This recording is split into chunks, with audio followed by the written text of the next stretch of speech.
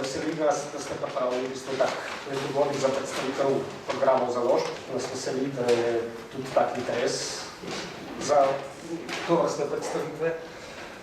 Upam, da ste si vsi vzeli našo vrečko s katalogom in z nekim delicem, z eno knjigo, kdo še ni, so tam še par vrečk, da boste tudi lažje spremljali v bistvu našo predstavitev.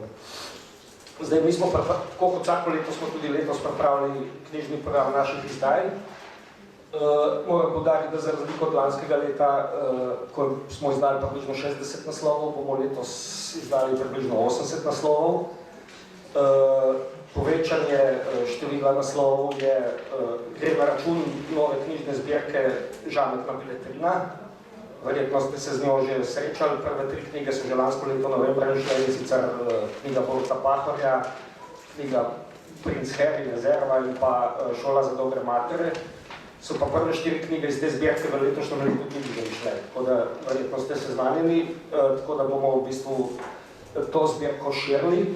Gre pa za zbirko, ki dosega malo širšo ciljno publiko, ki je malo bolj poljubno napisana, mogoče malo bolj žanrsko usmerjena, z raznimi tudi uspešnicami ali pa biografijami. In se nam zdi, da bo v bistvu že tudi, kako kaže, bo dosegla kar veliko ciljno publiko. Še to je, sem malo vesel, sem vodja trženja, če bo kakšno vprašanje po predstavitvi, se lahko obrnete name. Rad bo pa program predstavil naš glavni urednik Roman Vovk, ki je tudi ne bil zaslužen za celoten program. Mogla bi biti z nami tudi Branka Fišer, glavna urednica, urednica zbirke Žametna beletrina, vendar je trenutno na sejmu v Londonu, kjer išče že nove naslove za prihodnje leto. Hvala lepa, Roman. Beseda je tvoja. Hvala lepa. Ja, ravno danes, ko sem se pripravil na ta dogodek, pa približno sem se zamislil nad podatkom, da je minilo že 10 let, odkar nisem več član kolektiva Mestne knjižnice Ljubljana, tako da lepo se je vrniti. Je pa to seveda tudi dogodek, ob katerem se človek zamisli, ker seveda dejanski občutek, koliko časa je vmes pretekel, je precej drugačen, kot pa tako, ki se kaže. Morda bi tukaj začel s predstavanjem kataloga na samem začetku in vas ob tem povabil na dogodek našega letošnjega fabulinega gosta, Gospodinova, bolgarskega pisatelja, ki je dobil nagrado Mednarodni Bukar in je tudi tukaj omenjen med nagrajenci in pa nominiranci iz preteklega leta. Potem pa začenjam predstavitev kar z domačimi avtorji, in ki so nekako vedno tudi, na kateri je poseben poudarek po našem programu, s katerimi intenzivno sodelujemo. Mnogi od njih so tudi naši hišni avtorji, z nekaterimi mlajšimi avtorji delamo na dolgi rok. Glede na to, da imamo zdaj uredniški kolektiv, ki sestavlja 5 članov, ki smo tudi, da so v njem zastopane različne generacije, da je najmlajša kolegica letnik 95, se pravi še pod 30, se tudi krešejo intenzivne debate, kar je zelo pomembno, ker pač časi se spreminjajo in ni z njimi, tako da tudi pogledi na literaturo in to, o čemer ne bi literatura v današnjem času govorila, kako ne bi nagovorila bralce, katere teme ne bi odpirala, na katere nevralgične družbene točke pritiskane in tako naprej. No, Lanšček je seveda avtor, ki ga ni treba posebej predstavljati. Letos pričakujemo nestrpno zaključek njegove trilogije, avtobiografske trilogije. V Kurji fiziki je po Kurjem pastirju pa Petelinjem jajcu njegov protagonist že v osnovni šoli, vse pa, kot verjetno že mnogi veste, se vrtijo okrog Zidave hiše, se pravi ta projekt, življenjski projekt mnogih Slovencev in seveda potem vsi križi in težave in zapleti, ki v zvezi s tem nastopijo. Glede na to, da je Feri Lanšček avtor, ki rad preseneča, se seveda ne bi čudil, če bi ta trilogija imela na koncu več kot 3 dele, ampak recimo, da letos pričakujemo njen zaključek. Tone Papič je prav tako eden od hišnih avtorjev, že skoraj beletrininih, zadnje čase je zelo ustvarjalen, zelo plodovit in v nasprotju z začetkom svoje literarne kariere v glavnem zdaj niza romane. Z njimi se vrača v čas odraščanja, tudi tokrat v 30-40 leta v okolico Maribora v Slovenske Gorice. Ima izrazit pripovedni šarm, ki ga poznamo še iz njegovih dramskih del, tako kot recimo Moj ata socialistični kulak, ki se dogaja v prav takem miljeju družbenem oziroma prav takem okolju, v katerem tudi njegov letošnji roman z naslovom Sizifova linija. No, za dvema, da tako rečem, starostama slovenske proze pa predstavljamo dve mladi avtorici, rojeni v sredi 80-ih oziroma že kar v začetku 90-ih let.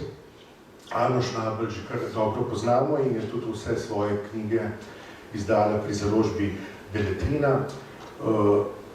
Po zbirki kratke proze, ki je bila zelo uspešna in bila tudi nagrajena z nagrado za najboljši prvenec, je to njen tretji roman in med vsemi do zdaj njen tudi najbolj osebno izpovedni, kjer problematizira zlasti družinsko nasilje. Napisan je zelo v duhu časa, bi rekel, ne? Ko zdaj govorimo o nekem trendu hibridnih žanrov, autofikcije, tako da kombinira neke avtobiografske prvine z nekimi bolj refleksijami, razmišljanji, z nekim pisanjem, ki mestoma prehaja že v esejistiko. Sama forma romana je pa tudi zelo krhka, kot tudi sama protagonistka v fazi odraščanja. No, Ano Svetelj smo že spoznali po zelo dobro sprejetem prvencu, pesniški zbirki, pa potem zbirko kratke proze, ki je tematsko obrana, tako da predstavlja zaplete, ki se zgodijo na prevozih, se pravi z uporabo te znamenite aplikacije prevozi.org. Vse zgodbe se dogajajo v avtu z nekimi naključnimi protagonisti in pa sopotniki. Potem tretje delo je bilo prvo, ki je šlo pri založbi Beletrina, in sicer šlo za pesniško zbirko Marmor. Tokrat jo bomo pa znova spoznali z ne to kratko prozo, ampak z nekoliko daljšimi kratkoproznimi deli, lahko rečemo že kar nekimi novelami. Tako da na njen prvi roman pa še nestrpno čakamo. Gre pa za zelo talentirano avtorico, od katere še veliko pričakujemo, sploh glede na to, da že pri 34-ih imamo četrto knjigo v programu. Moami Sinanović je prav tako avtor, rojen leto pred Ano Svetelj, se pravi rojen v poznih 80-ih, ki je recimo zelo prisoten tudi na družbenih omrežjih, je zelo polemik, recimo dostikrat se odziva na neka trenutna dogajanja v kulturi, nasploh tudi recimo, kar se tiče vprašanja islama v Ljubljani in pa širše v Sloveniji, bi rekel, da je zelo družbeno angažiran pisec, ki ustvarja tako poezijo kot prozo, kratke zgodbe, romane in pa eseje, tudi zelo plodovit avtor.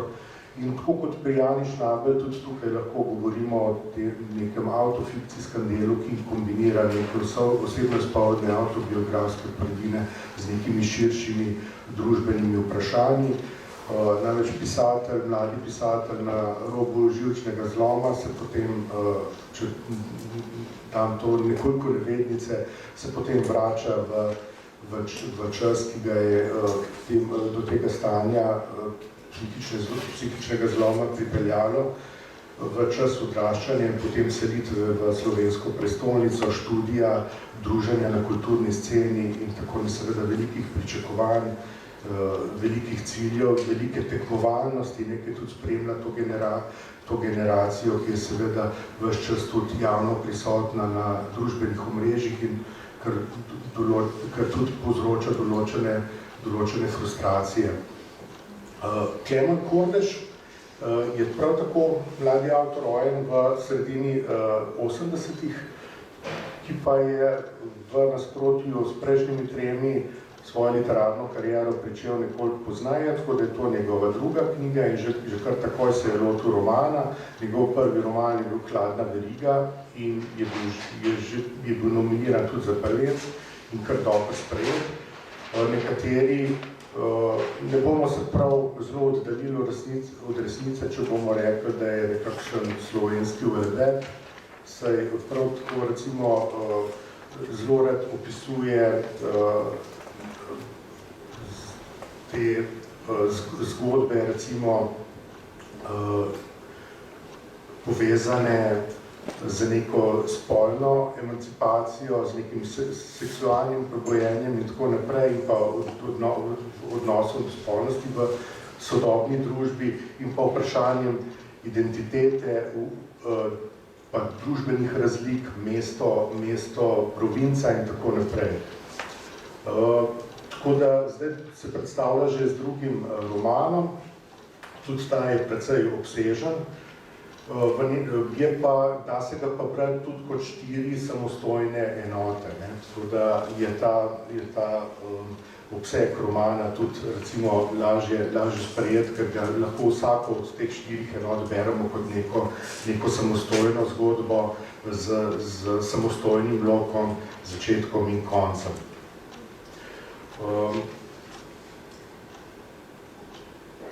Po seriji mlajših avtorjev je naslednji domači avtor, ki ga predstavljamo, ki smo ga uvrstili v letošnji program, ga predstavljamo v katalogu Marjan Tomšič.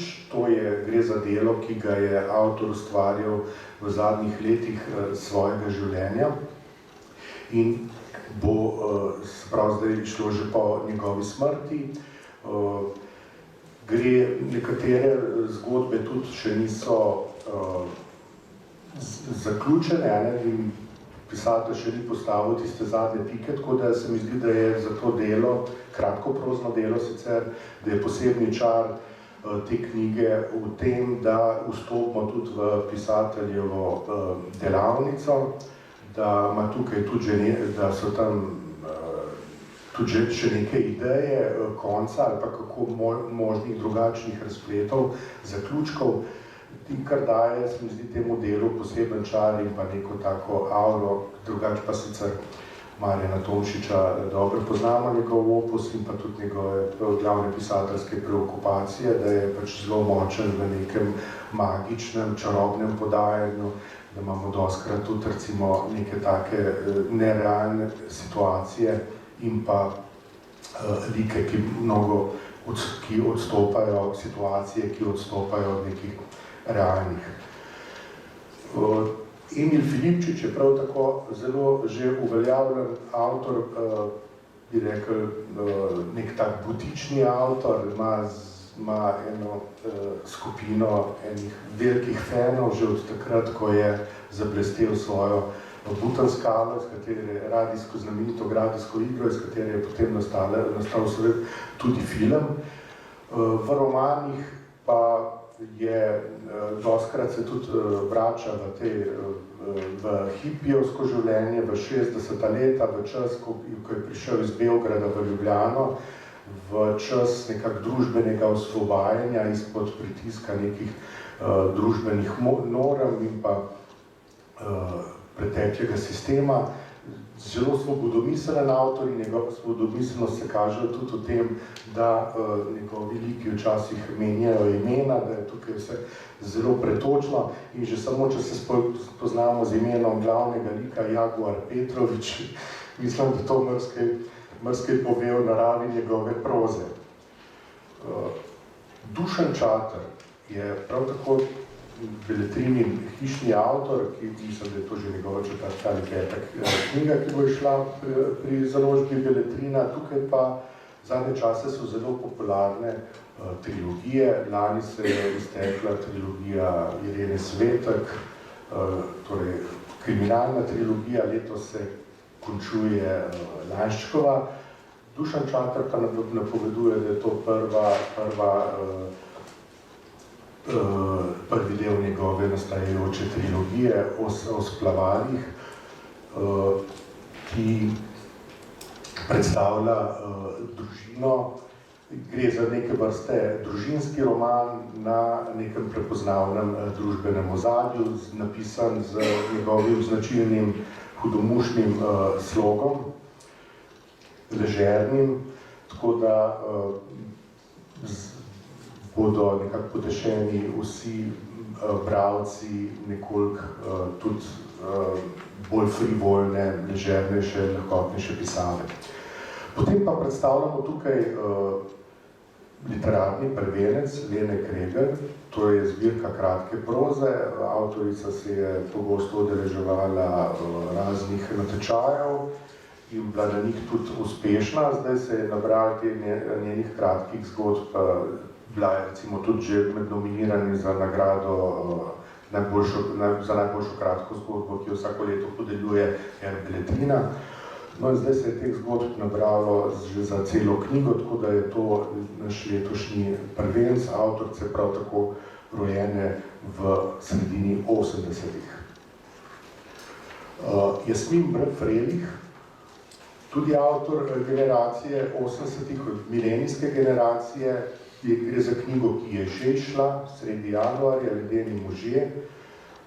Gre za njegov tretji roman, za prvega je dobil Evropsko nagrado, bil pa je tudi že prejemnik Rožančeve nagrade, pa večkratni nominiran za nagrado Kritiško sito, nominiran je bil tudi za Kresnika, dobil je nagrado za najboljši prvenec, skratka gre za zelo trofejnega, zelo nadarjenega avtorja, ki tokrat tudi spregovori v letih svojega študija na primerjalni književnosti, prihoda bomo rekli, periferija pa na pol podeželja v prestolnico in potem s srečevanjem z nekim bolj meščansko družbeno strukturo. Vse pa naslika nekako na ozadju svetovne finančne krize, ki je zelo močno zaznamovala njegovo generacijo,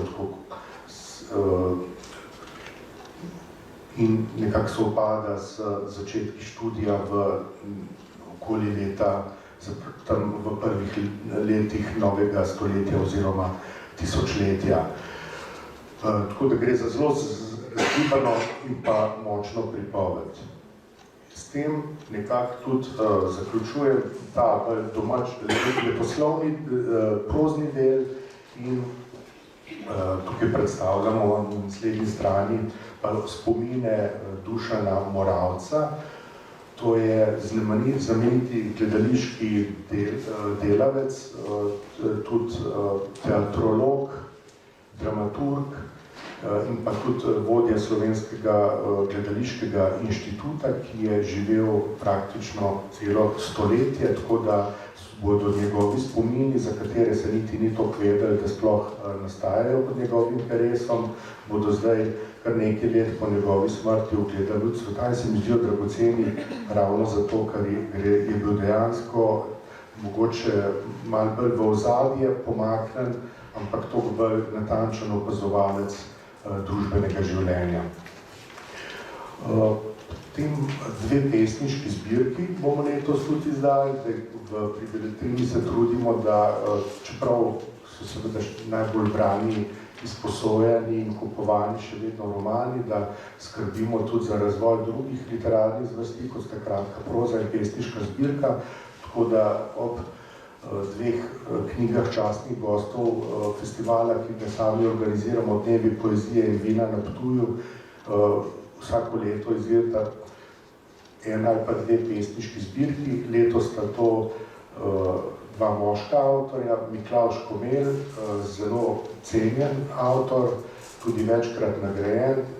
Tudi letos je bil recimo že med predlogi za veliko Prešernovo nagrado.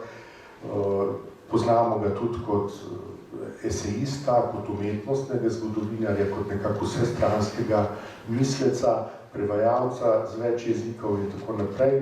Peter Rezman pa ravno nasprotno, če je nekako Miklavž Komelj zelo zaznamovan z nekim zelo intelektualnim krogom in pa meščanskim pedigrejem, pa Peter Rezman sve se vrača tukaj v svojih knjigah, naj se bodo to romani, zbirke kratke proze ali pa poezije v Rudnik Šaht, ki je se pravi v neko to delavsko okolje, ki ga je v življenju najbolj zaznamovalo do predčasne upokojitve, po kateri je postal zelo plodovit in pa ustvarjalen avtor.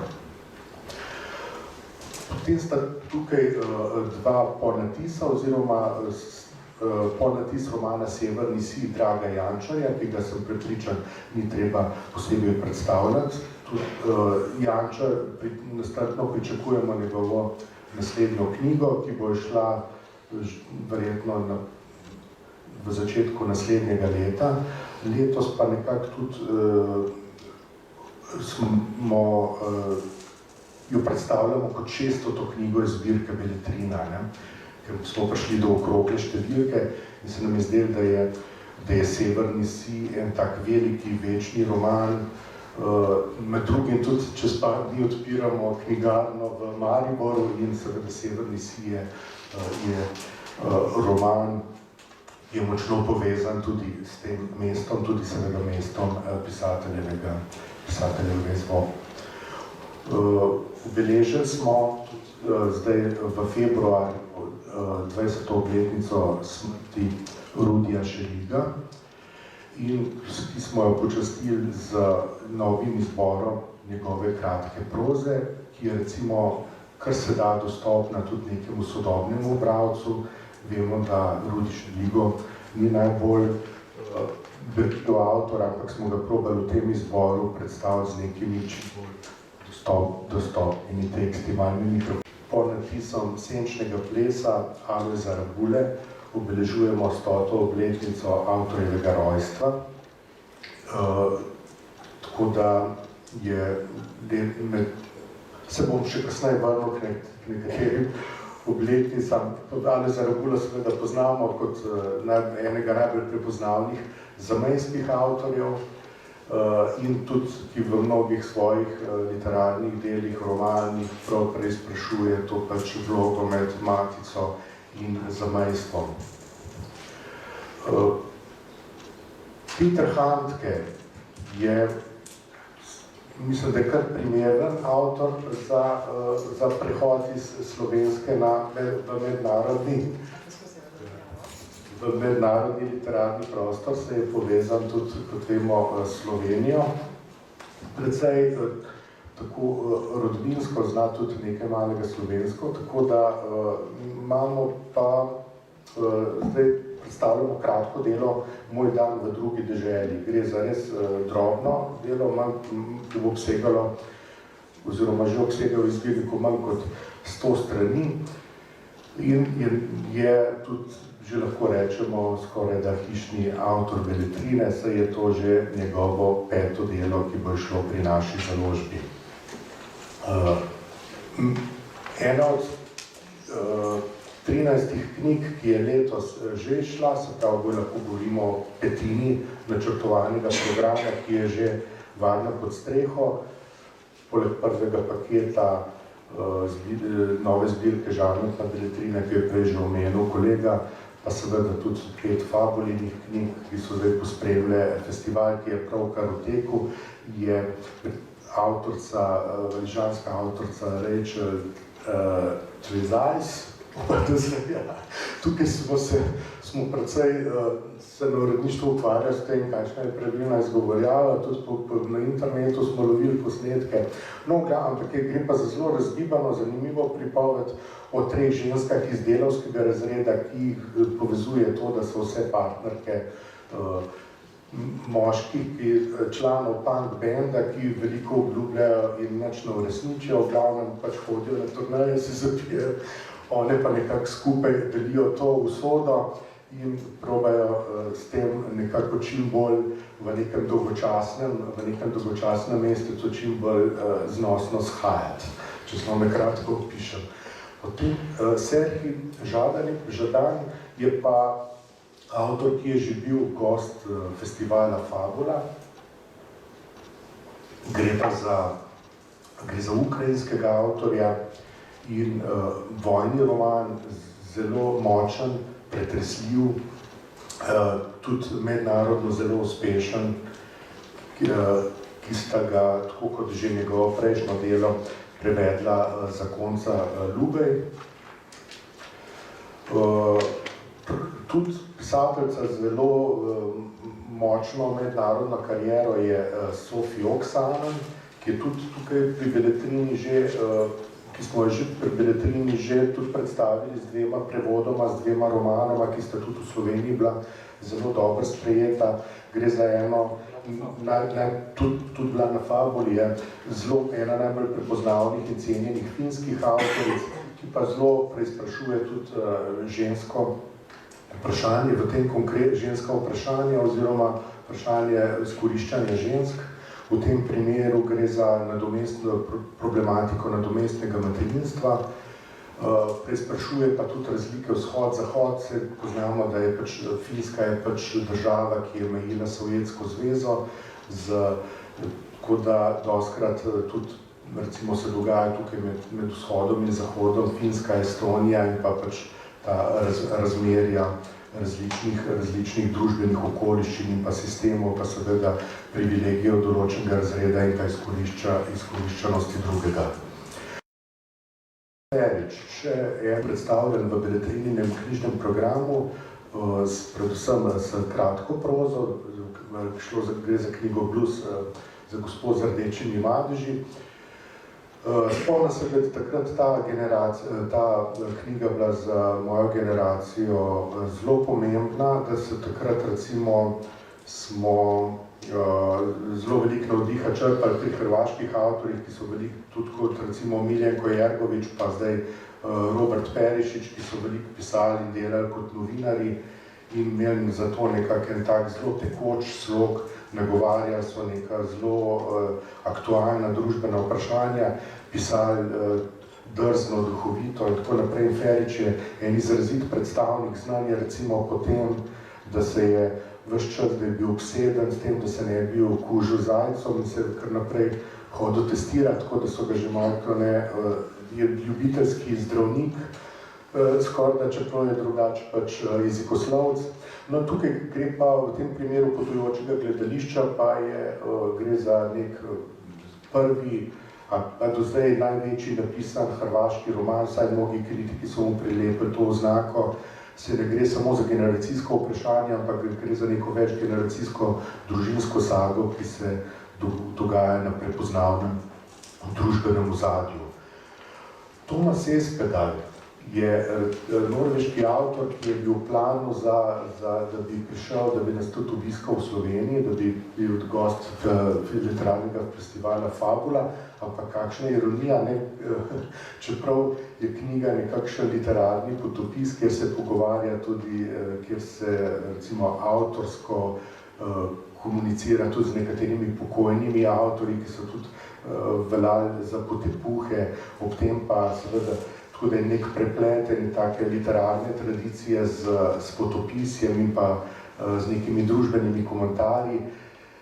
Je pa nehal potovati, tako da zaenkrat, dokler si ne bo premislil, festival ne bo obiskal, ga pa tukaj predstavljamo z potopisnim romanom Peš ali umetnost divjega in poetičnega življenja. Stefan Hertmans, flamski avtor, ki je nas tudi slovensko javnost močno opozoril s Tujko, ki gre za nek modern zgodovinski roman, ker gre za preplet zgodovinskega dogajanja med križarskimi vojnami in pa njegovim popotovanjem po teh zgodovinskih lokacijah in pa opisovanjem nekega sprotnega življenja. In s tem pristopom se je dotaknil številnih bralcev in smo tudi pri Beletrini sklenili, da glede na to, da je bila Tujka tako lepo sprejeta, da bomo nadaljevali in ga predstavili še s katerim od njegovih drugih del. Marija Stepanova je gostja letošnje Fabule. Prav danes nastopa v 8. zvečer v Cankarjevem domu, sicer ne z romanom, ampak se bo na festivalu predstavlja z zbirko esejev, med drugim tudi z esejem z zelo zgovornim ruskim vprašanjem. Gre za oporečnico, pregnanko, ki seveda je v opoziciji oziroma je kritičarka Putinovega sistema.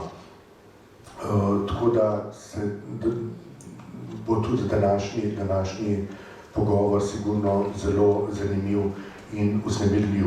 V letošnjem programu pa imamo poleg omenjene knjige še njen znamenit roman, ki je preveden v mnoge jezike in kjer se prav tako vrača retrospektivno vrača v čas svojega odraščanja. Ene knjig, ki so že šle v prvem letošnjem paketu, je roman Dona Delila Tehtnica, prevedel ga je Spin B. Frelih. Gre pa za delo, s katerim obeležujemo 60. obletnico atentata na Kennedyja in gre za nekako polfiktivno, poldokumentarno pripoved o njegovem atentatorju Lee Harveyju Oswaldu. Od tega, kako je obišče Sovjetsko zvezo, se vrne z rusko ženo in tako naprej, in potem kaj ga privede do tega dejanja. Gre za dramatično pripoved, ki temelji tudi na mnogih dokumentarnih dejstvih. Prej sem že nekako namignil, da s tem obhajanja obletnic še nismo povsem zaključili. Namreč je tudi letos obhajamo tudi 100. obletnico smrti Franza Kafke, ki je, bomo rekli, kar večni avtor, tudi recimo med današnjimi srednješolci še vedno zelo bran, zelo izzivalen avtor s svojim odkrivanjem različnih odtenkov in pa plasti tesnobe, pa nekih ključnih bivanskih vprašanj, mislim, da nagovarja teme, ki so brezčasne. Letos smo se odločili, da ga predstavimo s knjigo zbranih zgodb. Potem je še en ponatis, je Malcolm Malaria pod Ognjenikom, tako kot smo recimo pred leti Aleksandrijski kvartet od Lawrencea Darrella in tako naprej, gre tudi za en zelo vznemirljiv roman, ki je po naključju ostal živ. Vemo, da ga je avtor enkrat že kanil sežgati, pa potem drugič v pijanosti nekje pozabil, ampak po nekem čudežu se je obdržal in šele po njegovi smrti obveljal za neko veliko klasično delo, ki se mu poklanjamo s tem ponatisom. In obeležili bomo še 100. obletnico rojstva Zbignjeva Herberta, znamenitega poljskega pesnika in pa esejista. Njegovi eseji so bili recimo zame pravo odkritje, ko so že prvič šli v eni izmed njegovih zbirk esejev Barbar v vrtu, ki je pred 15-20 leti že šla pri Beletrini in je takrat recimo naši generaciji ponudila en čist drug pogled v esejistično pisanje, ker se loteva enih zelo robnih tem, recimo kot je bila borza s tulipani na Nizozemskem in tako naprej. Skratka, ne glede na to, da gre za pesnika, pa se njegova esejistika ne posveča toliko izrazito samo literarni pisavi, ampak odkriva tudi ene že rahlo bizarne in pa robne teme. Kolega je prej že omenil zbirko Žametna beletrina. Zdaj, če smo leta 2020 predstavili novo zbirko Klasična beletrina, 22, se pravi pred dvema letoma Zvezdna beletrina za mladino, pa nekako bo letošnjo leto zaznamovano spet z novo zbirko Žametna beletrina, ker to je pa zbirka, kjer predstavljamo neke velike mednarodne uspešnice, z vrha nekih priporočilnih seznamov, tudi dostkrat recimo Oprah Winfrey, recimo v tej oddaji, ali pa recimo po priporočilu Baracka Obame in tako naprej, pa Goodreadsa, pa recimo dela, ki so se zelo uveljavila na nekih spletnih platformah ali pa družbenih omrežjih, kot je Instagram. Skratka, nova urednica Branka Fišer, ki je dolga leta tudi službovala pri založbi Učila, je zdaj prišla prav z namenom, da sestavi program za izbora nekih mednarodnih uspešnic, s katerim Beletrina nekako skuša tudi ponudbo obogatiti z nekimi deli bolj popularne literature, po katerih radi posegajo tudi zdaj recimo naša najmlajša generacija. Seveda pa ne bo šlo samo za prevode, ampak tudi v tej zbirki se ambiciozno lotevamo del domačih avtorjev, pa dela z domačimi avtorji. Vesna Milek, že dolgo napovedovani in pa težko pričakovani roman o Kleopatri, tudi kot pri Hertmansu gre za podobno zmes zgodovinskega pisanja oziroma biografije te znamenite zgodovinske osebnosti in pa njenih sprotnih refleksij, kako je sploh recimo pred njo zaživel ta lik, odkot njena fascinacija s tem likom, prvim stikom v kinodvorani s filmom znamenitim in tako naprej, pa tudi z njenim zdajšnjim novinarskim delom, tako da gre za vznemirljivo delo in tako kot bom uporabil to oznako kot za Hertmansa, lahko rečemo, da gre za nek modern zgodovinski roman. Andrej Capobbianco, gre za psevdonim avtorja, ki je dolgo časa služboval pri Evropski uniji, je bil gospodarski in ekonomski poročevalec iz Slovenije za Evropsko unijo. Predstavlja se s prvim romanom, gre pa za kriminalko oziroma politični thriller, ki se dogaja v samem osrčju, v samem centru Ljubljane. Gre za zelo zanimiv zaplet, ki ga tudi najbolj strastni bralci kriminalk do zdaj še niso zasledili. Njegova pisava je pa zelo zaznamovana tudi s tem, da je odraščal v Italiji in da nekako na Slovenijo in pa na politično dogajanje v Sloveniji gleda nekako z distance. Knjiga je pa že šla, tako da je že v prvem paketu 4 knjig iz zbirke Žametna Beletrina. In je, kot sem preveril, tudi že kar lepo izposojena. V kratkem bo išla tudi knjiga Doris Kukovičič, gre pa za pretresljiva pisma, ki jih mama naslavlja pokojnemu sinu, ki je pri 18 letih umrl za rakom in potem že po njegovi smrti nekako so ta pisma tisto, kar jo še naprej kot edino povezuje. Gre za res pretresljivo izpoved, pri kateri se v teh pismih se namreč vrača tudi v čas, ko ga je šel obiskovala, pa seveda v otroštvu, ko tega še ni bilo niti slutiti. Tako da se mi zdi, da bo ponudila tudi marsikaj,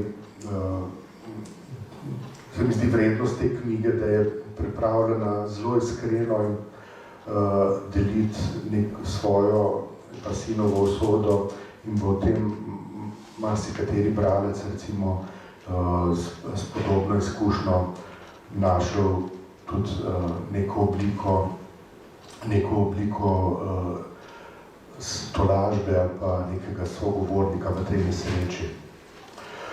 Anja Kovačič predstavlja knjigo Petru Opeki, ki je pri nas dobro znan in ga tudi obiskuje na Madagaskarju, tako da gre za dejansko biografski prikaz njegovega dela, človekoljubnega, ki bo podan iz prve roke, ne samo na podlagi njegovih lastnih knjig, ki jih je do zdaj že nekako ponudil bralstvu. Nekako podobno Nekaj podobnega kot prej za pismo Matico bi lahko rekli tudi za knjigo Melite Forstneric-Hanše, gre za dolgoletno novinarko in pa kulturno urednico, ki je njena cela novinarska in pa uredniška karijera je bila povezana z časopisom Večer. Govori pa ne toliko o izkušnji lastne bolezni in pa potem, kako je ta njena bolezen, kako je ta njena diagnoza vplivala na njene družabne stike, na to, kako jo dojema okolica. Kot dolgoletna novinarka seveda je znala zelo natančno in zelo tenkočutno določiti vse spremembe, ki so se zgodile v njenem zasebnem in pa družabnem življenju, ki jo je prelomila bolezen. Marko Podgornik-Vrdev je zelo nenavaden avtor, zelo nenavaden poslovnež, ki je najprej prevzel podjetje, pa potem pač se nekaj časa uveljavljal, stričevo podjetje, pa se potem nekaj časa uveljavljal tudi v IKEA, pa se potem na velika vrata vrnil v to podjetje, kjer je uvajal neke zelo nove in nenavadne mehanizme, recimo neomejeno število dni dopusta, pa potem vrtec, pa fitness na delovnem mestu. Skratka, gre za zelo nenavadnega človeka, ki tudi se ne predstavlja z suknjičem pa s kravato, ampak s tatuji in piercingi, ki je začel v heteroseksualni zvezi in ima ženo, pa zdaj po novem moža, tako da po vseh kriterijih nekako družbenih zelo nenavadna oseba, ki bo sigurno navdihnila marsikoga, kaj vse je mogoče brez nekega skrivanja in pretvarjanja. Davorina Lenko smo poželani spoznali, ko je sodeloval z Borisom Kobalom, s katerim sta skupaj pripravila izzivalno biografijo 100 kilometrov. Tako da zdaj se že drugič predstavlja kot biograf, drugače pa ga seveda poznamo kot izvrstnega romanopisca in vsezadnje tudi Kresnikovega nagrajenca. Ostalih romanov žal nimam časa zdaj podrobneje predstavljati, gre pa, tako kot sem že rekel, za neke mednarodne uspešnice, to je nekak skupni imenovalec.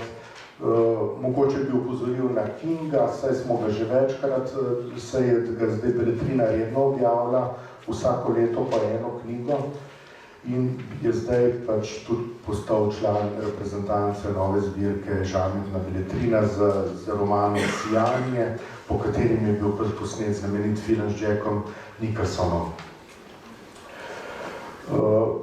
Bi se dotaknil, ker se mi zdi, da tukaj je smotrno največ časa porabiti, pa najintenzivneje se posvetiti domačim avtorjem, bi rad namenil nekaj besed spominom Mitje Rotovnika.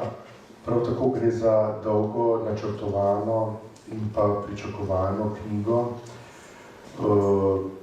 kulturnega delavca, ki je seveda širše prepoznaven zaradi svojega dela, zaradi svojih zaslug povezanih s Cankarjevim domom, najprej z njegovim nastankom in pa potem z njegovim vodenjem te ustanove. Seveda se je v tem času, ko se je načrtoval, ko se je pripravljal Cankarjev dom, ko je šlo tudi za partijska dogovarjanja, spoznal z mnogimi akterji, takrat najvidnejšimi politiki še socialistične Slovenije in pa Jugoslavije, tako da bo knjiga polna nekih zelo žlahtno povedanih in pa izzivalnih, zanimivih anekdot in pa prizorov, ki so seveda bili dostopni samo enemu kulturnemu delavcu, ki si je to šel na najvišji možni ravni, ki je seveda v Sloveniji predstavlja ustanova, kot je Cankarjev dom. Žal je tukaj v letošnjem programu še ena knjiga še enega avtorja, ki, tako kot Marjan Tomšič, ni dočakal njenega izida, in to je Jurij Savček, ki je umrl prav v času nastajanja kataloga.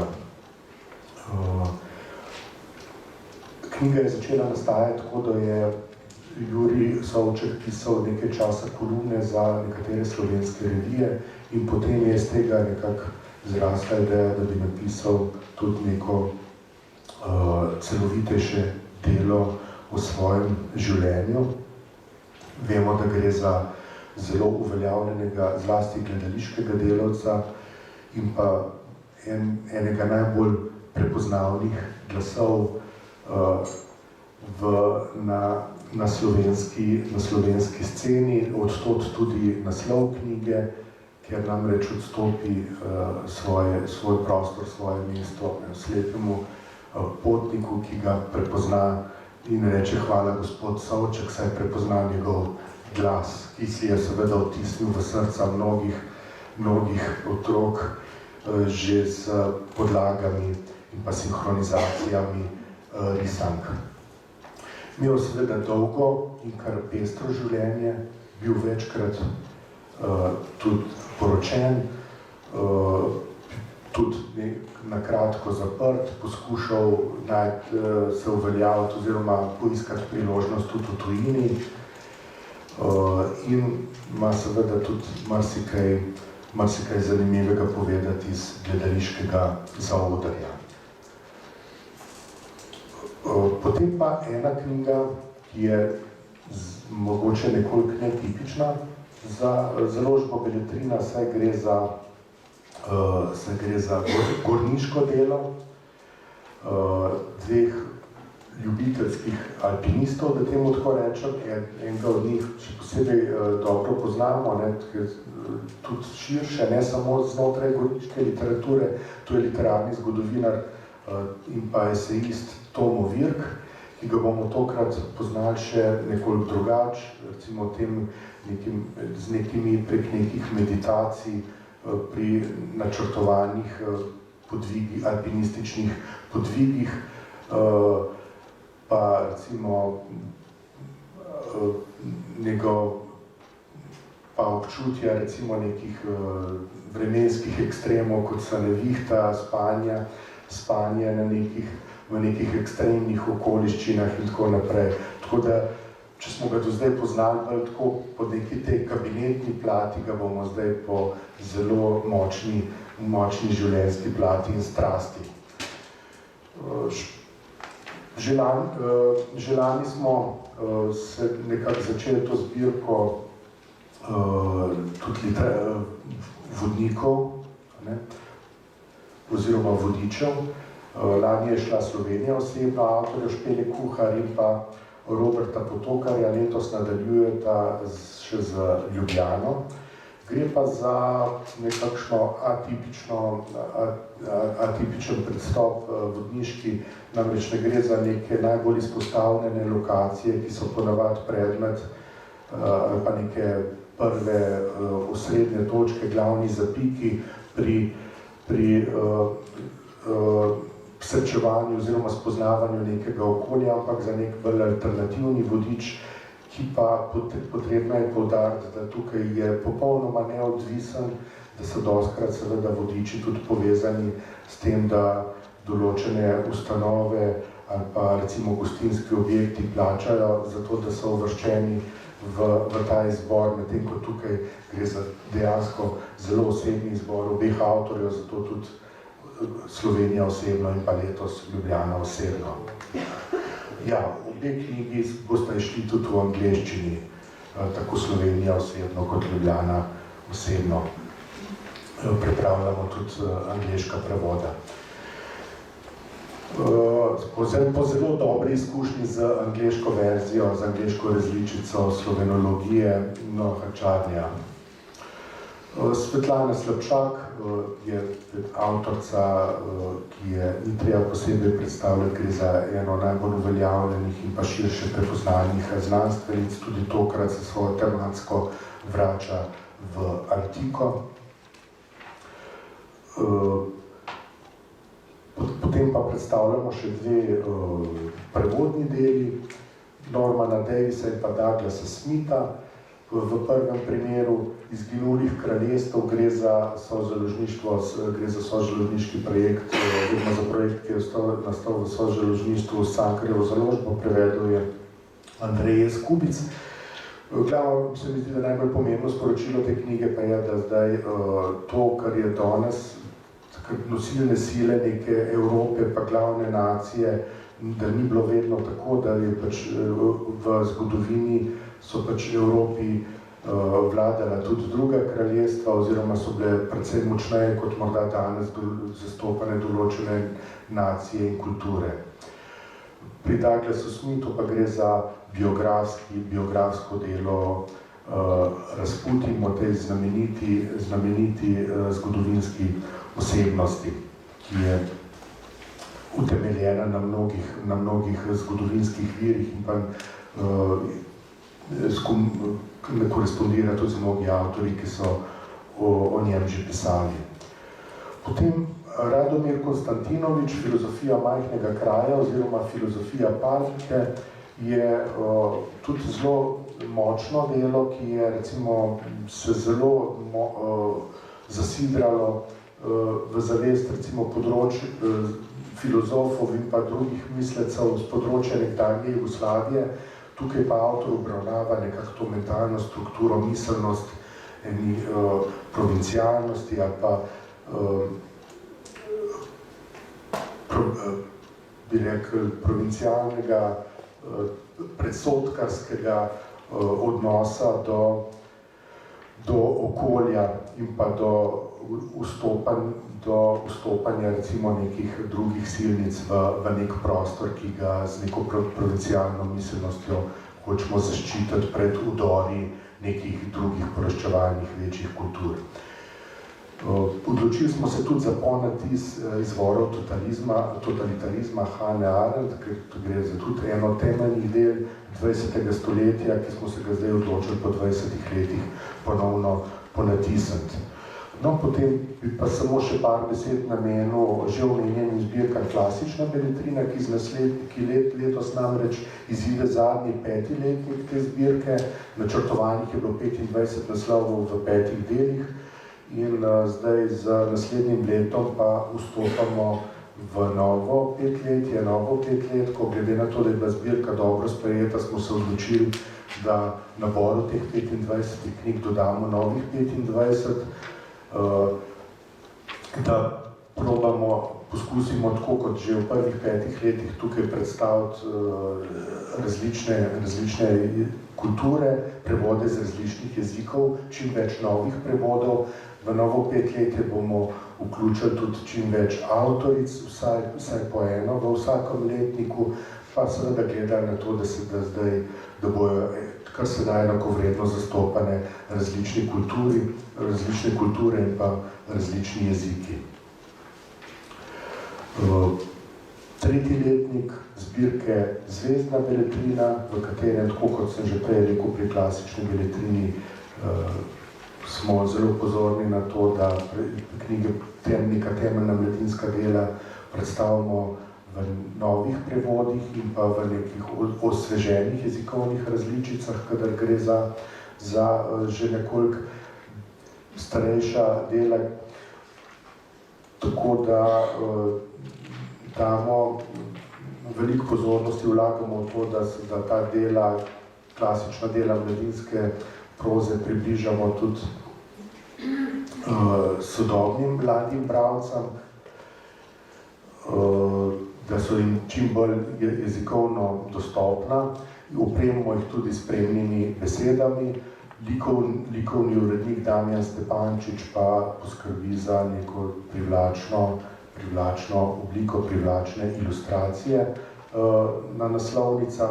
Medtem ko je notranja oprema, je pa ponavadi bazira na ilustracijah prvih izdaj ali pa proba likovni urednik Damjan Stepančič vključiti in predstaviti skozi to zbirko tudi čim več mladih slovenskih ilustratorjev. Mogoče bi v nasprotju z klasično beletrino, ki je seveda utemeljena na delih tujih avtorjev, na prevodnih delih, v zvezdni beletrini predstavljamo vsako leto 2 do 3 slovenske avtorje, tudi v letošnjem letniku sta to Vitomir Zupan in pa Branka Jurca. O fabuli smo vmes že nekaj malega povedali. Letos predstavljamo 4 avtorice in pa enega avtorja, mlade in pa srednje literarne generacije z nekimi izzivalnimi deli, ki tudi ne samo z tematsko, ampak tudi po svojo formo nekako preizprašujejo pojmovanje romana. Imamo recimo roman v verzih tudi letos, imamo delo Kapke Kasabove Maja, ki je prav avtorica rojena v Bolgariji, pa se poznaje z družino preselila v Novo Zelandijo in pa potem Škotsko, tako da ima prav tako vpogled v še prej socialistično preteklost nekdanjega vzhodnega bloka, pa potem prihod pa soočanje z zahodno družbo, tako da prav tako pozna dobro obe plati svetovne poloble, geopolitične poloble. O Mariji Stepanovi smo že nekaj malega rekli, pa in je danes lahko natančneje spoznate, izčrpneje spoznate. Češka avtorica Folerova se pa predstavlja z enim zelo pretresljivim delom, namreč glavna pripovedovalka se sooča s smrtjo svoje sestre in potem pač preizprašuje in pa analizira, obnavlja, retrospektivno se vrača v čas svojega otroštva, svojega odraščanja in pa spominov, ki jo vežejo nanjo. Je pa bila, žal je njeno gostovanje že bilo, tako da je že zapustila Slovenijo, je pa zelo ustal roman v prevodu Anje Simič, ki se prav tako prvič predstavlja kot prevajalka. Kasabova bo žal nastopila samo prek povezave Zoom, še enkrat pa opozarjam na gostovanje Georgija Gospodinova, ki je, bomo rekli, kar največja zvezda letošnje izvedbe festivala Fabula. No, ko smo že pred festivalih, pa je tukaj še festival Dnevi poezije in vina, ki že leta gostuje na Ptuju in se nekaj tudi močno uveljavil. Poleg 10 bolj žepnih knjig, kjer predstavljamo goste festivala z 10 pesmimi v izvirnem jeziku, pa slovenskem prevodu in pa prevodu v angleščino, predstavljamo vsako leto tudi 2 osrednja gostja, v letošnjem primeru 2 osrednji gosti, dansko in pa belorusko avtorico. Vse izdaje so dvojezične, torej v izvirniku in pa v slovenskem prevodu in zato nekako se mi zdijo posebna obogatitev za slovensko književno sceno, ki lahko avtorje spoznavamo vzporedno v obeh jezikih. To bi bilo pa tudi vse. Zadaj predstavljamo samo še nekatera najbolj izpostavljena dela iz preteklega leta, tako da jaz bi se vam najlepše zahvalil. Predstavitev je bila nekoliko daljša, malo dolga, ampak imamo tudi res zelo obširen program in seveda meni kot glavnemu uredniku se zdi vsaka knjiga po svoje zanimiva, zato sem jo tudi uvrstil v program in moram to tudi zagovarjati. Tako da hvala lepa za pozornost, pa seveda sem na voljo še za vsa dodatna vprašanja.